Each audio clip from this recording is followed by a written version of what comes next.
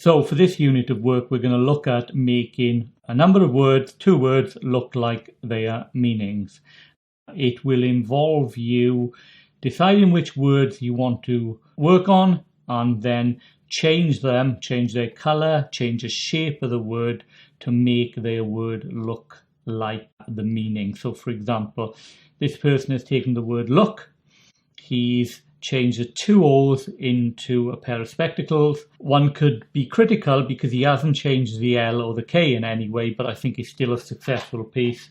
And again here, he's changed the word fast to look like it's moving fast, and he's added these wheels on it, whether they're roller skates, whether they are some form of other type of wheel, and then he's done these speed lines. Again, you could argue that the shape of the letter hasn't changed, but it is still a very good attempt.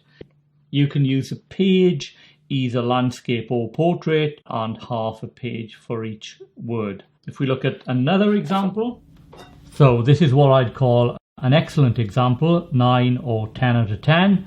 So he's done the word fire and he's done the word fall. He's changed both the shape of the lettering and the color of the lettering to make the word look like its meaning. And on the word fall, he's taken the word fall and the lettering, although not changed, to a great extent, they are quite figurative in that they're falling off the cliff.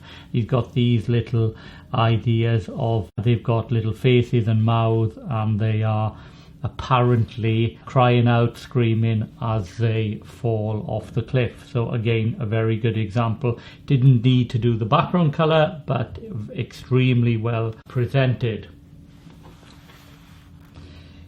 If we look at an example which is a little bit lower. Again, this person has done the word fire and ice. Still a very good example, although he hasn't changed the shape of the lettering quite as much as the previous example, although they are still very effective designs. Color perhaps is a little bit bolder again in the previous examples. And finally, if we look at this example, we've seen an excellent example. We've seen something which is probably around Secure Plus, and now you've got something which is around the developing mark. So this candidate has done the word fire, he's changed the colors, but he hasn't changed the lettering. There is a substantial difference between here and here, as you can see. And then a further example of him not quite understanding the task at hand, which is making the word look like its meaning, is he's taken the word bright and he's linked it with the idea of a light bulb being on, but he's drawn the light bulb, but he's just written the word over the top.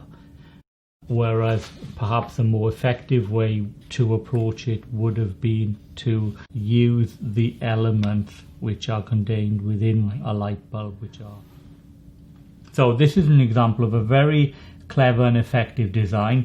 It should be getting an excellent mark, but it is let down by the quality of the colouring and the executions. So he's done the same word twice, crane as in the bird and crane as in the machine. However, he would have easily achieved an excellent mark if he'd pressed harder to produce bolder colours and gone around them all with a fine liner. He seems to have stopped halfway. So it gets the Secure Plus, but it doesn't tip into the excellent category for those reasons. So when it comes down to marking, approximately half of the marks are going to be awarded for how clever your design ideas are, and half of the mark for how good and accurate your drawing and colouring skills are.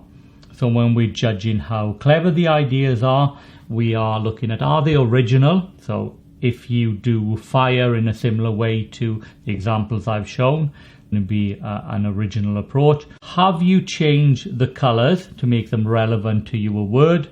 And finally, have you changed the shape of the lettering also? And we've seen examples where boys have and where boys haven't. And then the other half of the marks is how accurate your graphic skills are, how good your colouring is. So if you press hard to achieve bold, bright colours with coloured pencil, not felt pen, coloured pencil, and if you go around them with a fine liner, you're going to achieve a good mark for this part of the homework. And finally, if I could give you a few extra pointers, I would firstly choose words which are slightly shorter. So instead of doing the word running, do the word run, or instead of the word falling, do the word fall. You can spend more time on the individual letters. Finally, I would suggest you do descriptive words rather than nouns. So for example, if you chose the word car, there's really quite limited possibilities, whereas if you choose the word speed, a car can be looking like it's speeding, going at speed, but lots of other things can be used to interpret the word speed. So it gives you a little bit more opportunity for variety and originality, i.e. which fit into this category, how clever and original are your design work.